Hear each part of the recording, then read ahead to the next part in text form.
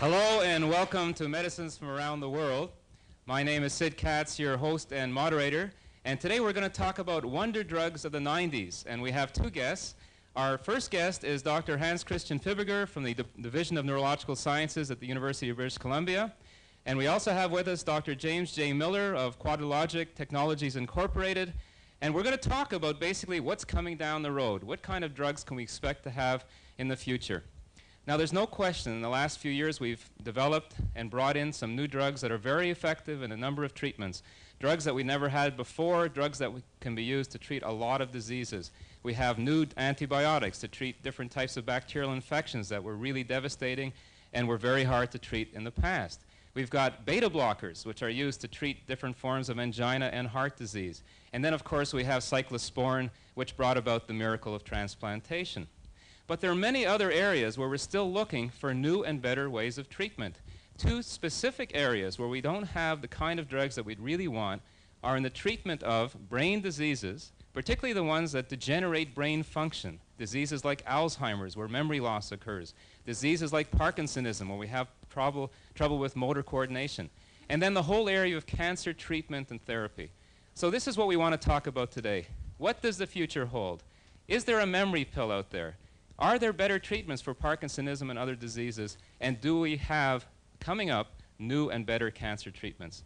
So that's where we're going to go. And hopefully we'll have some answers from our guests, and also people in the audience will have, I hope, good questions to ask about these. So first of all, we're going to start with Chris Fibiger. And Dr. Fibiger is a researcher who has been very important, very prominent in the field of study of how the brain works and what happens in different disease states. He is the professor and head of the Division of Neurological Sciences at the University of British Columbia. He's in charge of the graduate program of neuroscience and also is the acting head of psychiatry at UBC. So Dr. Fibiger, I guess the best place to start is, what do we know about how the brain works, and where are we in that? Well, Sid, I think to put what we're going to talk about today in perspective, it's best to start with a few introductory comments about how the brain does work, because if we can get a sense of that, then I think it's much easier to explain what the future might hold in terms of how we can manipulate those brain processes. Now, I have some audio or some visual material here, and if I can just show you the first slide, that is a picture of a neuron. This is a nerve cell, and this is what the brain is largely composed of. And what these nerve cells do is to talk to each other by releasing minute amounts of chemicals across very small spaces called synapses.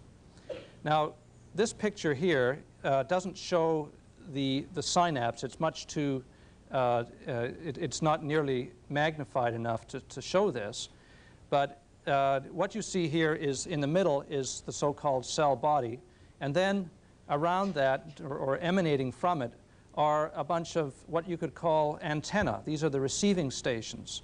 And other cells in the brain will come in very close proximity to those receiving branches.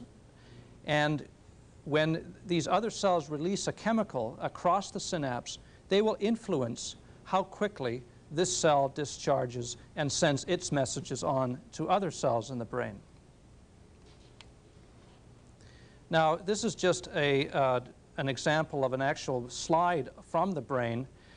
Here we're looking at some nerve cells. The nerve cells are those in the dark dots that appear on the picture. And in fact, this is taken from a part of the brain that we now know to be very important in memory. And I'm going to get back to this in a little bit, because we now know that these particular groups of cells that we're looking at here degenerate in Alzheimer's disease. And we think they have something important to do with the memory loss that occurs in Alzheimer's disease. Now, to put this in a slightly different perspective, we're now looking at a picture of an animal's brain. Human brains are not that different. They're elaborated slightly differently, but the basic connections in the human brain are very much like those in animals. And what I'm showing you here is a cross-section of the brain sliced through in this dimension, so you'd be looking at it from the side. And The group of cells that we're interested in here is a group that we've worked a lot on in my laboratory. And these cells are cells that contain dopamine. And they use a substance called dopamine, which is their neurotransmitter. And when they release dopamine, they influence the activity of other cells with which they're connected. Now, dopamine is very important in a neurodegenerative disease called Parkinson's disease. And I'm sure most of you in the audience have heard of this very serious neurological disease. What happens in Parkinson's disease, for reasons that we don't understand at the present time, is that these particular groups of cells die prematurely. There's cell loss or neuronal death occurring just as a function of normal aging. But in Parkinson's disease, this particular group of cells dies prematurely. And so what we end up with is a brain that doesn't contain any more dopamine. Now, the way to treat this is there's a classic example of what we can do in brain research and clinical treatment of neurological disorders. And this is probably the best example I can give you today in terms of what we currently know. What I'm showing you now on your monitor is the nerve ending. So if we go back, in the I guess the right-hand portion of the slide is where the cells originate back in the hindbrain, and then they send their fibers, their axons, which is their fibers that they send up, with which at the end of which releases the chemical. They send their fibers, or their so-called axons, up to the front of the brain. Now, if we look more closely at those so-called nerve endings, this is what happens. When we eat food, one of the amino acids that we consume is called tyrosine.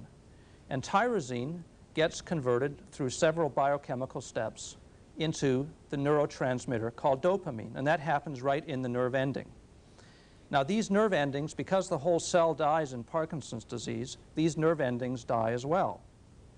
But the way the situation normally works is that an impulse travels down the axon to the nerve ending, and when it comes to the nerve ending, then we release the transmitter, and it goes across this gap and interacts with the receptor, which sits on the next cell down the line. Now, when it comes to pharmacology, there are a lot of things that we can do, and this is basically what central nervous system pharmacology is based on, is that we try to manipulate the synaptic transmission, so-called, the mechanisms by which neurotransmitter is released and mechanisms by which it interacts with the cells on the other side of the synapse. And this is most of what we do in biochemical psychopharmacology, is we find ways to manipulate the information transfer across these synapses. And we can do that in a number of ways. If you look at the top of the top part of this slide, this is what happens normally. An action potential will come down the so-called axon, and when it gets to the nerve ending, it causes the transmitter to be released across the synapse, and then, which are those little green dots you're looking at, they go across the synapse, and then they interact with so-called receptors on the other side, which are located on the next cell in line. And what can we do? Well, we can do a number of things. We can, with drugs, increase the amount of transmitter that's being released with each action potential that comes down the axon. This is how drugs like amphetamine works. Amphetamine has very potent actions at increasing the release of dopamine in the brain. And I'm sure you know about amphetamine. Amphetamine was originally brought into the world to be a diet pill. We now know that it's a drug that causes pronounced feelings of well-being and euphoria, and it's subject to considerable abuse. Now, cocaine, for example, which is another very commonly used illicit drug today, works again on these dopamine systems in the brain. Cocaine, instead of causing an increase in the amount of release of dopamine, prevents the dopamine from being taken back up into the cell that originally released it. That's the way the transmitter is usually removed from the synapse. is that the cell that released it takes it back up. Now, what cocaine does is to block that reuptake mechanism. So what's happening is that the cell on the other side ends up seeing more dopamine because it's not being released or it's not being taken back up as quickly as normally. Now, in psychiatry, one of the most commonly used drugs in the treatment of psychoses, and mainly schizophrenia, are drugs that block the dopamine receptors. These are drugs that block the receptors on the other side of the synapse. So now dopamine can't get at these receptors. And so here's another way that we can manipulate the central nervous system function.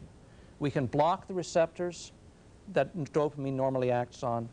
We can increase the amount of dopamine that's being released. We can block the reuptake mechanism.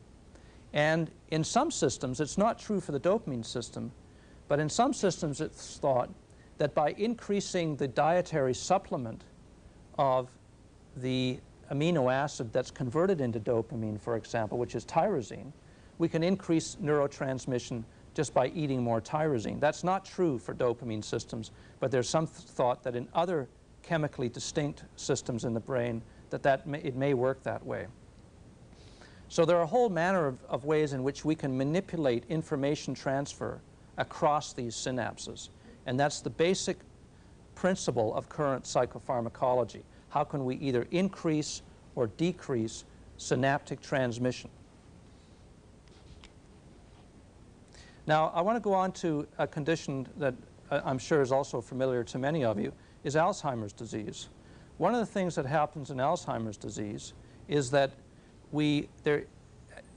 in contrast to Parkinson's disease, where groups of neurons containing dopamine die prematurely, in Alzheimer's disease, we now know that there are groups of neurons which use another neurotransmitter called acetylcholine. And these so-called cholinergic neurons die prematurely in Alzheimer's disease. Now, what mechanisms might we think about trying to treat Alzheimer's disease, knowing that these so-called cholinergic neurons die? Well, can we put more acetylcholine in the brain some way? And the answer to that is no, that doesn't seem to work. We don't have any way of doing that at the present time because acetylcholine itself doesn't pass from the bloodstream into the brain. It doesn't cross the so-called blood-brain barrier. But maybe there are other ways we can do it. Can we, for example, give drugs that interact with the receptors in the brain that normally interact with acetylcholine? So can we replace, instead of trying to replace acetylcholine, can we take drugs that fool the brain by acting on those receptors that normally acetylcholine acts on? And the answer is yes, we can. There are some clinical trials in place now using drugs that mimic acetylcholine at so-called cholinergic receptors. Now, the problem that we're having with this particular treatment strategy is that these drugs produce very serious side effects. Unfortunately, for example, the group of acetylcholine-containing cells in the brain that degenerate in Alzheimer's disease aren't the only so-called cholinergic neurons in the brain. There are other cholinergic systems. So that if we try to increase cholinergic activity in the brain, specifically to replace the loss of acetylcholine that occurs in certain parts of the brain during Alzheimer's disease, we also end up activating receptors that are not denervated or where acetylcholine is not missing.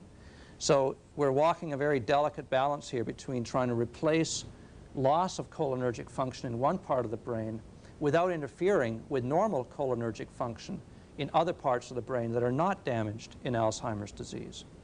So this has turned out to be a big problem. And I think in the future prospects for treating Alzheimer's disease, and in fact probably for treating a lot of neurodegenerative diseases, including Parkinson's disease, is not going to be trying to influence synaptic transmission, so to speak. But I think the future is going to be more along the lines, how do we stop these cells from dying in the first place? If we can find out what are the mechanisms that are responsible for the cell loss, then we can start perhaps to intervene in that degenerative process. And I think that's where a lot of the future is going to be. I showed this slide here just to show, this is an actual slide from a normal brain. It's divided into 4 quadrants. If you look at the second quadrant down from the top, those are nerve cells in the brain from a normal individual whose age was about 80 years old. And these are the cells that contain acetylcholine. And you can see there are quite a few of them. Each one is a little black dot. If you look down into the third quadrant, this is from exactly the same portion of the brain of a patient that has Alzheimer's disease. You can see those cells are just missing. They're gone. And I think what we need to do for the future in Alzheimer's disease, for certain, is to find out what it is that caused these cells to die, and then we can figure out perhaps ways of intervening in that process. And there's a lot of research going on all over the world today to try to find out exactly how can we stop this. And actually there's some very significant progress being made on that. The other reason we know that the loss of the cholinergic neurons in the brain is important in Alzheimer's disease is that if we give drugs that block the receptors that acetylcholine normally acts on, we can mimic many of the features seen in Alzheimer's disease. So if any of you or me or Dr. Miller took some drugs that block the ability of acetylcholine to interact with the receptor, then we would start to show many of the symptoms that you see in Alzheimer's disease, certainly some of the memory impairments we would see. There's a drug called scopolamine, which is used in medical practice for a variety of purposes, but in a controlled clinical environment, you can show that scopolamine, which blocks acetylcholine receptors in the brain, so it prevents acetylcholine from interacting with the receptors. Giving scopolamine will cause serious learning and memory deficits in normal individuals, which to some extent mimic what goes on in Alzheimer's disease. And it's for that reason we think that the loss of these cholinergic neurons has something to do with the memory impairments that you see in Alzheimer's disease.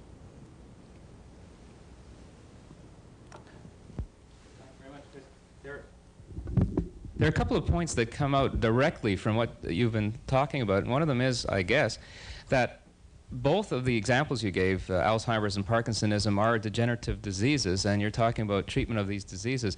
But isn't there a thin dividing line between how long you could wait before you start treating a disease like this and what the ultimate benefit will be? Is there a way that we can predict so that we can perhaps start treatment earlier, or is that not possible? Well, yes, I think that will be possible in the future.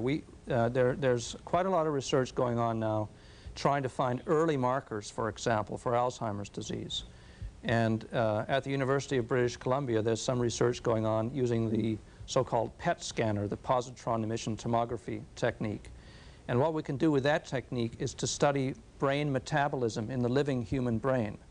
And what's been observed in Alzheimer's disease is that brain metabolism decreases even in some of the very early stages of Alzheimer's. And this eventually may end up being a diagnostic tool.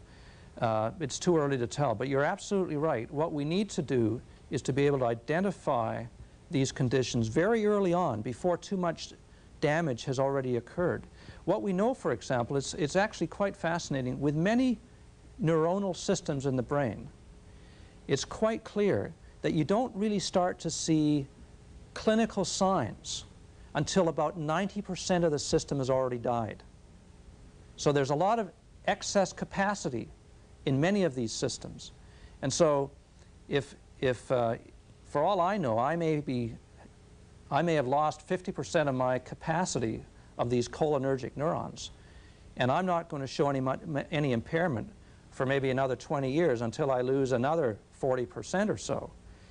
And yet, obviously, if I am going to get Alzheimer's disease, I'd like to start getting treatment right now to prevent further degeneration from occurring. So it's absolutely important that we do a lot of research to try to understand, to try to develop techniques for early identification. And that's true in all of these neurodegenerative diseases. That's really interesting. I'm sure there's some questions from the audience. Yes? Please stand up. I think most of us have family members who are suffering from Alzheimer's disease. What is available now to treat them? And is it possible to prevent the deterioration? I mean, to stop it cold, as well as to give them back some of their normal function? Right. Unfortunately, I think the answer right now is we can do very little to help. But the good news is that there's an enormous amount of research going on all around the world to try to understand what the degenerative process is all about. And it is also true that there's still a lot of research going on trying to find drugs that will enhance the activity of the cholinergic neurons that have survived in Alzheimer's disease. So can we get more out of the remaining nerve cells? And there's a lot of research going on in the pharmaceutical industry to look at that. And in fact, there's a huge clinical trial going on with a compound called THA in the United States and in Canada that is nearing completion. And there are some people who are quite optimistic that THA may be useful, at least in the early stages of Alzheimer's disease. It's not, what THA does is in some way increase the activity or the effects of the remaining cholinergic neurons in the brain of Alzheimer's patients. And as I was saying earlier, I think that's going to be only a stopgap measure. What we really need to understand is what causes the degeneration in the first place, and then how do we stop that from occurring. That's going to be the long-term solution to Alzheimer's disease. There have been some reports in newspapers about diet, and you mentioned diet before in terms of creating these chemicals that we need in the brain to do with Alzheimer's. I heard reports about lecithin as an example. Is there a magic bullet out there in the diet that might be of benefit? No, I don't think so. I think lecithin now has been widely disclaimed as being a potential therapeutic agent in Alzheimer's disease. The problem with lecithin is a way of, it's actually a precursor of acetylcholine. And so the idea is to get, if we can get more of the precursor into the body, maybe we can get more acetylcholine being made in the brain. So it's the drug that makes, the chemical that makes from which acetylcholine is made from, right. Yes. But the difficulty is that we've lost the cholinergic neurons in Alzheimer's disease, and these are the neurons where lecithin or choline is converted into acetylcholine. So the cells that turn lecithin into acetylcholine are damaged. So it doesn't make much sense to try and give lecithin because there's nothing in the brain to convert it to acetylcholine anymore. Right. We have a question right over here. Could you stand up, please? Thank you. Thank you. We've heard about Parkinsonism and Alzheimer's disease very much so recently, but have they always been around? Are these old diseases that we've just taken a new interest in? And are they very prevalent? Well, that's a good question. My impression is that they've probably always been around. And we used to call them different things. With Alzheimer's now, in 50 years ago, we would have just said, well, Aunt Mary is senile or something like that. Our diagnostic techniques are getting better. Our clinical criteria for diagnosing Alzheimer's disease are getting better. But I think there's no reason to think that they haven't always been with us. The other part of the problem, the other reason that there may be, it seems that they're more prevalent today, is that these are diseases of old age. And people live longer today than they used to. So whereas the average lifespan maybe used to be 50, Alzheimer's and Parkinson's disease don't usually occur until the 6th or 7th decade. So I think we're seeing more because we have more people living longer. Thank you. There's the other part of that, though, and maybe you were implying that too, was the environmental question. Are some of these degenerative brain diseases caused by something in the environment? And well, again, a fundamentally important question. With Parkinson's disease, it's very, very interesting. There's no evidence that it's genetically determined, as far as we know, and there have been quite a few studies to see, is there a genetics of Parkinson's disease? In other words, does it run in families? And the answer is no. There's no evidence that it's genetic, as far as I know, and that means that it must be something in the environment. There must be some environmental toxin, perhaps, that causes Parkinson's disease. What that is, we don't know. But it's interesting in the context of today's discussion. There was a drug in California not too long ago. It's probably still there. It was a synthetic heroin type of compound. And it was being sold on the streets. And it was made in one of these garage laboratories. And it wasn't made with any great purity. So there was an impurity in it. And suddenly, hospitals in the United States about a decade ago were suddenly flooded with young people who showed symptoms. They looked like they were Parkinson's patients, and they couldn't understand what was going on here. And what happened was that they found that part of the byproduct of this synthetic heroin was something called MPTP, which turns out to be extremely toxic to dopamine-containing cells in the brain. It just destroys them. And so in these young drug abusers, they were showing full-fledged signs of Parkinson's disease at age 20, 30, quite dramatic. And so there is a case, there's a clear case there of an environmental toxin, if you like, producing Parkinson's disease. What it is that causes Parkinson's disease in most individuals isn't at all known at the present time, but it's an important question. With Alzheimer's disease, the evidence is that there is a genetic link, at least to some types of Alzheimer's. It seems that the early onset, the so-called early onset Alzheimer's patients, these are people who get Alzheimer's in their 40s or 50s or early 60s. There is evidence that in those patients there does seem to be a genetic link, meaning that it runs in families, and so far we haven't figured out if there are any environmental toxins. It may be an interaction between genes and the environment that end up producing Alzheimer's in some patients too. We don't know yet. But these are critically important questions for research. It's very interesting. Thank you. There must be some questions back here. Yes? In relation to your environmental problem, is there any relation to Alzheimer and the purported use of aluminum or copper cooking utensils, or has that been laid to rest? My impression is that that's been laid to rest. It is true that there are reports of increased aluminum levels in the brains of Alzheimer's patients. The problem is, it's the old chicken and egg question. Was the aluminum causative in terms of producing Alzheimer's disease, or is there more aluminum getting into the brain because the brain is already damaged in Alzheimer's disease? And I think the evidence at the moment suggests that it is not causative.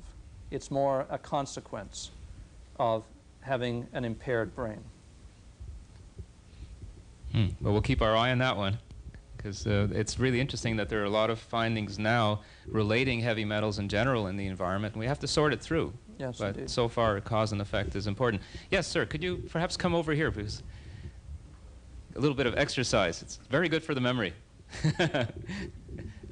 Well, I was just wondering, while it's getting away from the pharmaceutical or chemical aspect, just what's on the horizon in the way of surgery, in sort of a two-part answer, either repairs, or modifications to the brain, or is it possible one day to do transplants?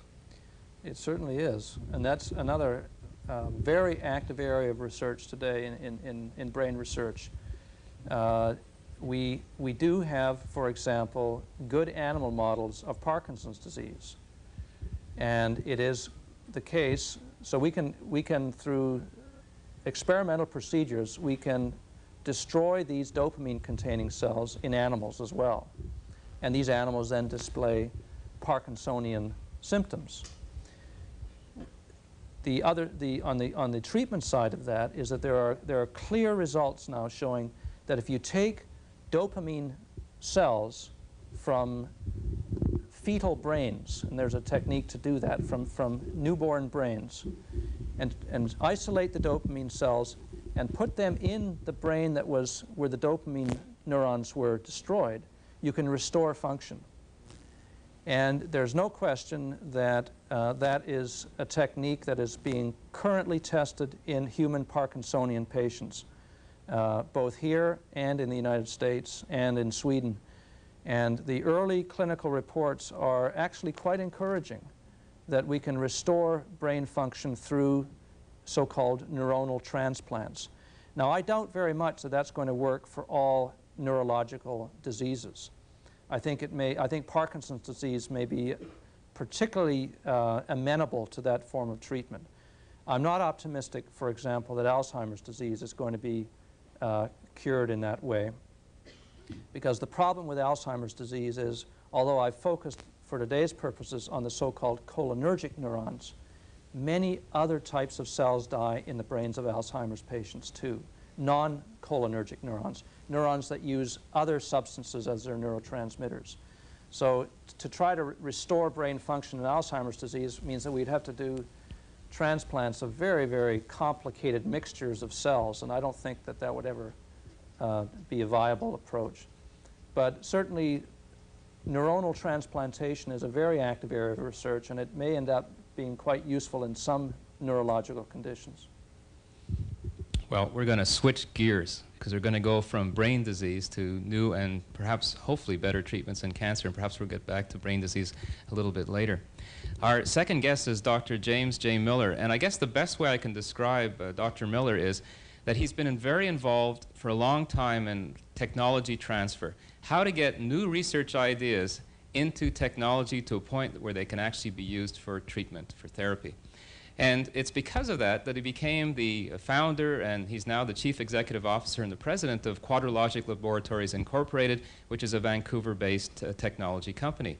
He's also director of many other companies that are trying to exploit some of the new discoveries and perhaps bring them to the patient, bring them to the hospitals and the bedside.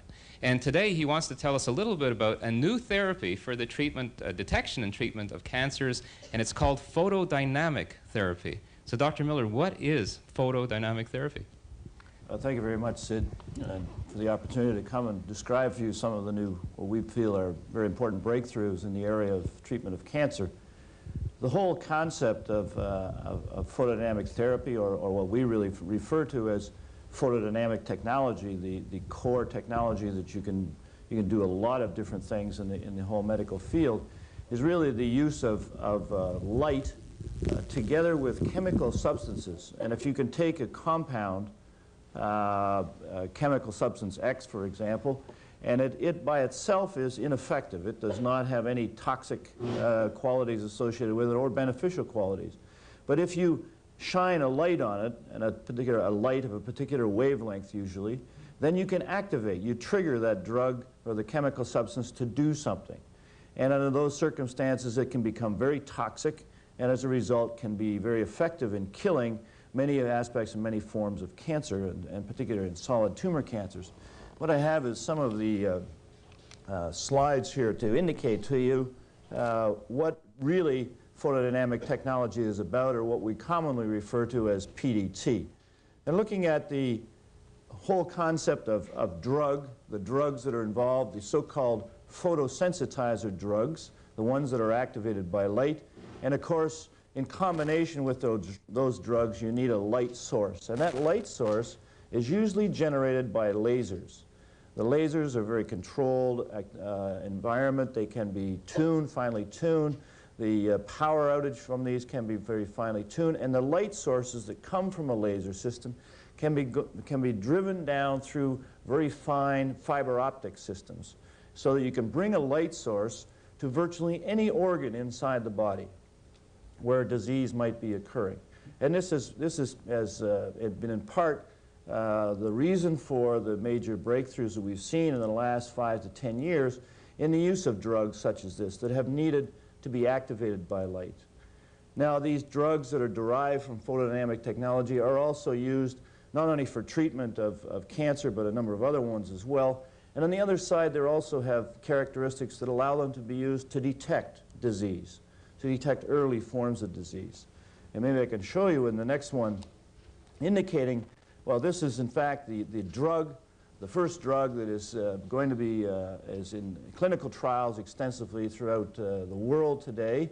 The drug is referred to as photofrin, and this is the first time any drug has a photosensitizer chemical like this has gotten this far in development and into the point of what we refer to as taking it from the bench top to the bedside. So right from the chemistry laboratories where it was discovered right into the bedside in the hospitals for the treatment centers.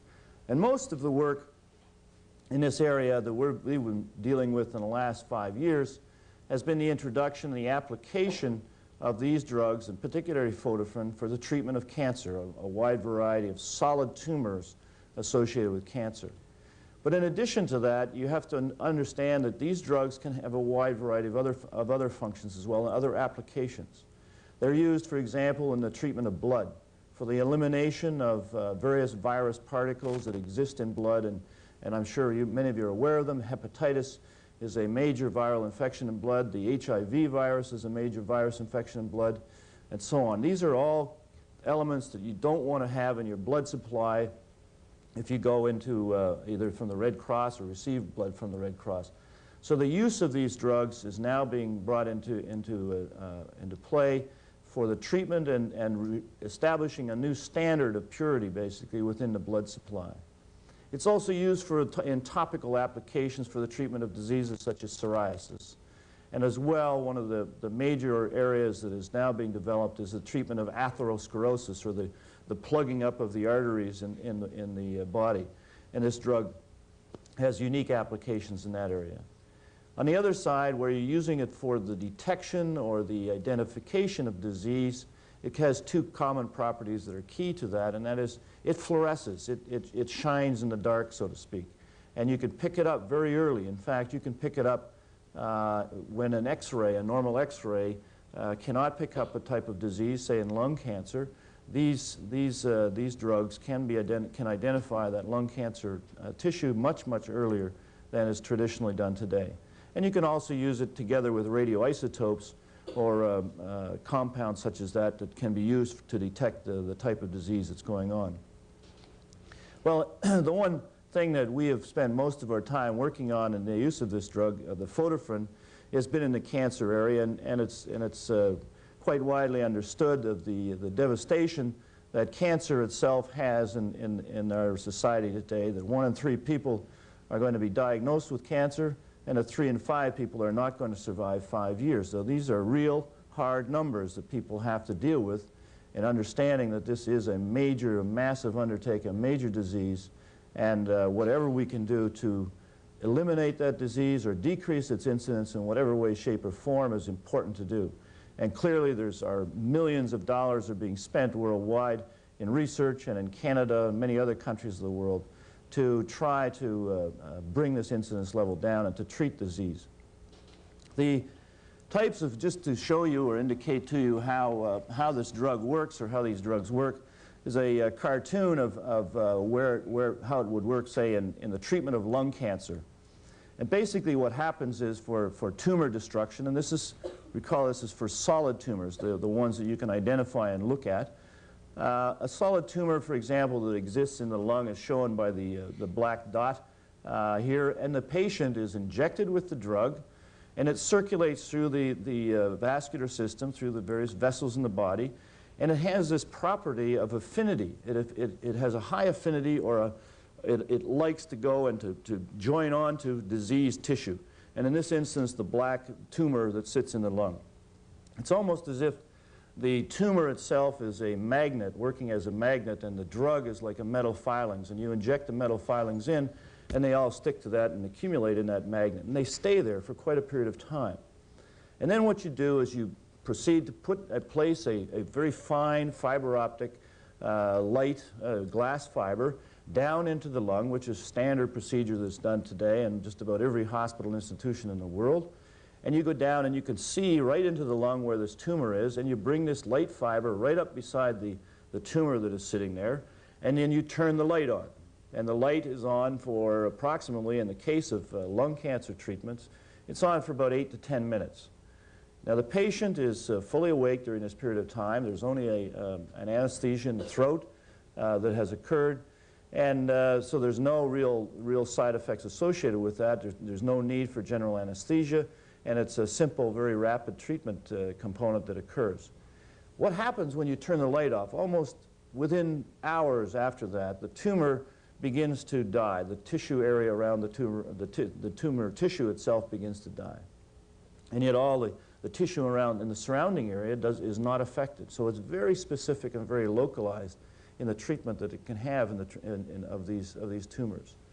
And a couple of days later, you go in and you do what's referred to as a bronchoscopy, and you remove just a small mucus plug, which is really virtually all that remains of that particular tumor. Now, this sounds rather easy and simplified, but it certainly has its complications. But it clearly is a major step forward in a whole new way of treating cancer disease. Now, these are tumors that could be virtually anywhere in the body, and anywhere that you can get a light source to, that this would be very effective in treating. Obviously, this is in comparison to, and this is not meant to be a panacea treatment for cancer. It is not going to be a panacea treatment for cancer. One has to have, is very cautionary about saying what the efficacy of this drug is. But clearly, it is one more tool in the toolkit, the medical toolkit that people have in the treatment of cancer, and is being introduced as the fourth modality of treatment. What you have, the current traditional modes, which everybody is familiar with, are surgery, chemotherapy, and radiation therapy, and now you're going to have photodynamic therapy, or PDT. The other ones are obviously very good techniques, but they're not the answer. They're not the final answer. Photodynamic therapy does offer certain new approaches and certain new opportunities in the treatment of disease, which has significant advantages over and above that of chemotherapy and radiation therapy. In particular, none of the side effects associated with those types of treatment are reflected in photodynamic therapy. In fact, the only side effect that is known today, and this is after treating in excess of 4,000 patients on a worldwide basis to this point, is that the chemical, the drug, has a tendency to accumulate in the skin for a period of time following the original injection. And as a consequence, individuals cannot go out into the bright sunlight, otherwise they get a bit of a sunburn, or can get a severe sunburn if they stay out in it too long. And that's pretty minimal side effect by comparison to what is currently involved in many other forms of cancer treatment. But again, I must stress the fact that this is a new therapeutic approach. It will be used in conjunction with and not as a replacement for many of the other types of therapy that are out there today. But certainly in some areas of cancer, particularly lung cancer, bladder cancer, esophageal cancer, and various forms of skin cancer, basal cell carcinoma, and types like that, this is certainly a major step forward in the advancement of treatment of cancer, and we're looking forward to getting this drug into the marketplace as quickly as possible. Sid, maybe that gives you some idea. Yes, I think it does. I think the most interesting part of this is, as you said at the outset, it was an understanding more about the cancer cells and what makes them different than normal cells. Is that why this works? Why the drug is accumulated in that area? That's right. That's believed to be the case. As I mentioned earlier, that there are similarities between cancer cells, the tumor cells in this area, and also some of the properties associated with tumor cell activity, and say, for instance, in virus particles, the coating that exists on viruses. They have very similar types of membrane associated with them. Same thing with atherosclerotic plaque, where the drug is also attracted to for somebody that has a high affinity for that. That has a lipophilic, a fatty substance in the membrane that makes it extremely attractive to it, like we refer to as glomming on to the area and staying there and hanging on to it very clearly and very extensively. Right, so we're exploiting a difference. We're exploiting something we now understand more about in cancer than perhaps we did before. Well, we're hopefully using part of the activity of cancer cells to allow us to penetrate them. And that is the metabolic rate, the energy level that is shown by cancer cells in tumor areas is extremely high by comparison to normal tissues. And you try to exploit the weaknesses, perhaps, of some of these diseased tissue areas. Yeah, that's interesting. Also, you mentioned the side effects. Now, a lot of us have friends and family who have taken other anti-cancer drugs, and the side effect of being more photosensitive, more light sensitive, seems very minimal to what we've seen with other drugs. And that probably is a major reason why this drug might be very important, that the side effects seem to be that much lower. Yes, I think that with the minimal side effects associated with it, and we are in fact introducing a second drug now that has eliminated as much as possible that type of side effect, but nevertheless, the other added feature of it is that unlike chemotherapy or radiation therapy, where there's a maximum that you can be treated for, in this case you can go back constantly over a long period of time and have repeated treatments for quite a period. So that again is a distinct advantage in the system. Questions? There must be people who have questions about this. Yes? You say you use laser light. Do you use a particular wavelength? Yes, the wavelength of light is 630 nanometers for the drug photofrin. And each of the drugs, each of the photosensitizer drugs that we're developing have specific wavelengths associated with them.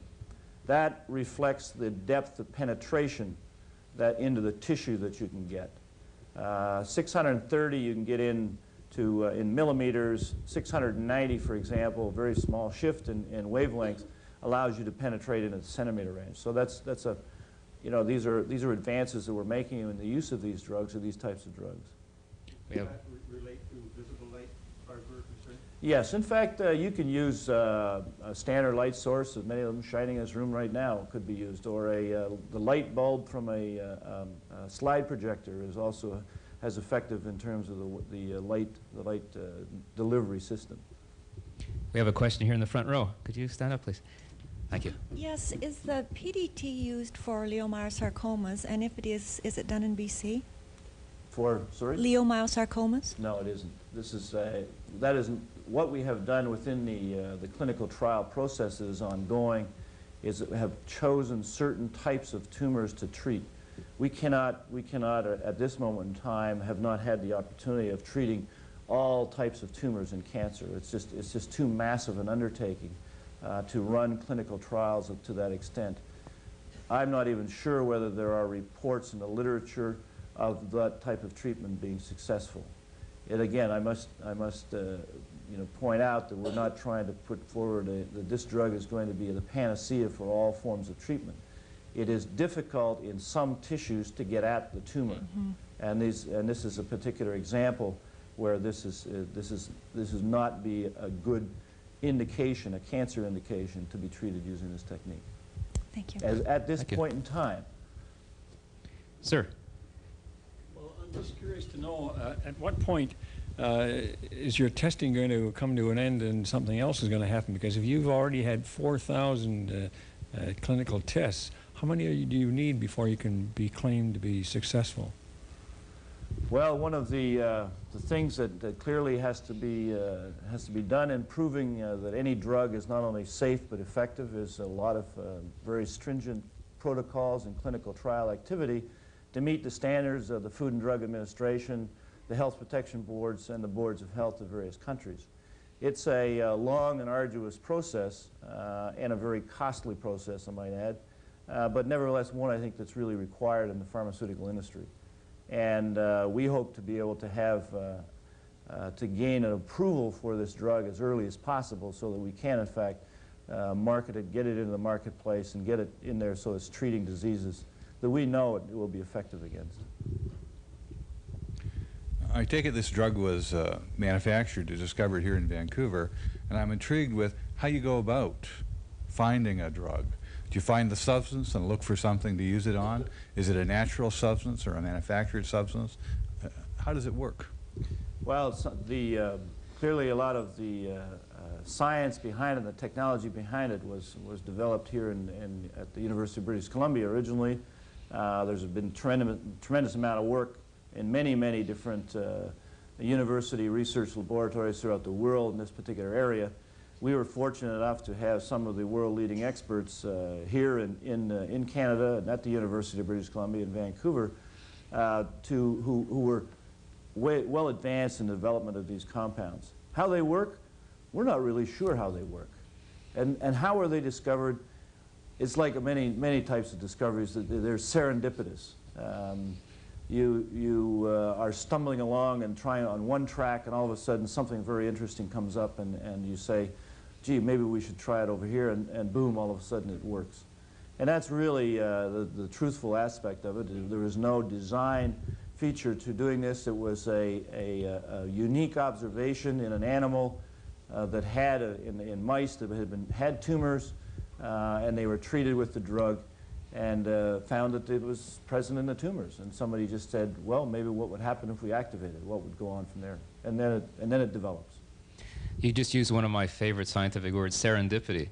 But it always takes the right person to ask the right question and interpret, even if it's the wrong answer. It has to be interpreted. It has to be people that understand more about the subject. And some of the great scientific discoveries have been by serendipity. There's no question about that. But getting back to that question, do you think that there's going to be more of this technology transfer now? And if so, why? Why are we now starting to see this movement from the bench to technology like never before? Is it because we understand more about the body, or is it because we have better mechanisms to do this? Well, I think if one looks at the overall picture, there are a tremendous number of activities and research work that is going on in the university environment, and Dr. Fibiger has discussed some of that previously. The difficulty has been getting that information and getting that new knowledge out and developing it into a product that you and I and everybody else in the world can benefit from. That's been a major restricting force in the past. Now I think we understood that there's been an explosion in the technology within the university environment and outside the university environments as well. And the speed with which we can transfer, put these things into commercial products and get them into the market is increasing just about everything else these days, and speed is increasing. That's interesting. Other questions? I've got a burning one, and it happens to have to do with brain more than cancer, but maybe there's an answer for cancer as well. And that is that until now we've been talking mostly about disease. We haven't been talking about perhaps using medications to improve our ability, for instance, to improve our memory. And Dr. Fibiger, do you see where in the future we might be taking memory pills? I think it's hard to say, Sid. I should mention that Dr. Miller, before he became a pioneer in his current area, is a very renowned neurophysiologist who could actually answer the question just as well as I could. I think that it could be that we'll get a memory pill or some such thing in the future. At the present time, I think the difficulty is that most of the chemically coded systems in the brain that are involved, for example, in memory, are probably involved in many other functions as well. And so let's say, for example, that memory equals cholinergic activity in the brain, which it doesn't, but let's assume it does. Even if it was that simple, if we just enhanced cholinergic activity in one part of the brain that had to do with memory, we would also influence cholinergic activity in the brain in parts of the brain that had nothing to do with memory, but maybe had to do with the rate at which my heart beats. And so side effects are always going to be a problem. And so I don't know. I think at this point it's just hard to say. There are certainly performance-enhancing medications already. Amphetamine is one. It enhances performance. It doesn't specifically enhance memory, but it certainly enhances performance on certain psychological tests and certain types of tasks. So, but it has serious side effects too, as we all know. So I don't know. It's going to be something that if we ever understand the neurochemistry and neurobiology of memory, which we certainly don't yet, then I think we're going to be in a position to speculate much more seriously about that possibility. But right now I think it's anybody's guess. I just want something that allows me to remember first names. That's all I want. Yeah. And I'm sure a lot of us in the audience feel that way. Are there other questions? Yes? I guess so. I get two. You paid the admission. Oh, thank you. We are being told now that we should avoid prolonged contact with the sun because suddenly the sun, for some strange reason, has become hazardous to our health in the form of cancers, which I think is a way of not dealing with the devastation to the environment which causes that. I wonder, we're talking about 1 person in 3 being diagnosed with cancer. This is virtually an epidemic. And I wonder if there is a decision been made somewhere that it is probably safer and easier to make cancer innocuous rather than deal with the profitable devastation of the planet which may well be causing it? Well, handle that one, Dr. Miller. Well, it's a tough question. There are a lot of factors in the environment today that clearly are contributing to the incidence of cancer. There's no question about it. The unfortunate part about it is we still don't know what the causative elements are of the disease. And by going around and saying too much of this is not good for you and too much of that is not good for you is not really, I don't think, giving us the end answer that we're really seeking. I think going after the mechanism or trying to understand the mechanism and then tailoring what some of the things that are going on in the environment is key to trying to decrease the incidence that we're dealing with. But well, clearly, environmental factors are ones that we just can't overlook in terms of as factors contributing to it in a major way. Well, gentlemen, we're out of time, and obviously there are other questions that we can take, but at this moment I want to thank you both for coming. Dr. James J. Miller, Dr. Chris Fibiger, for your information, and hopefully we'll get somewhere, both in the treatment of cancer and brain disease. Thank you very much.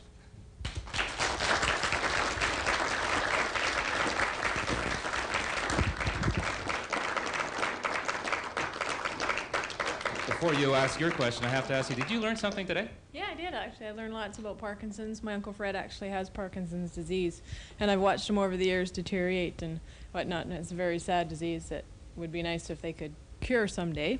But earlier in the show, you mentioned migraine headaches. My mother gets really, really bad migraine headaches, but she's allergic to ASA. A lot of the prescriptions that she's given have really severe side effects. Is there any sort of drugs that you can, that would help her in the future that don't have any or as bad side effects? What about that? I'm not. Migraines are a tough one to approach, and you have to try a whole multiple range of potential drugs to treat it, and it's a tough one to go at. I don't have any. Something for the future. Well, Right. in fact, there are some new drugs being developed right now for migraine that look very promising. That they influence a neurotransmitter called serotonin, and they interact with a certain type of receptor for serotonin, and they look quite promising. I don't think they're on the market in Canada yet, though. Great. Thank you. And thank you very much for your patience. We took a little bit longer today to get going, and I really appreciate that. And hopefully you'll come back next week. And we have East meeting West, and three more after that. So thank you very much for coming. I hope you enjoyed it. Thank you, folks. Appreciate it.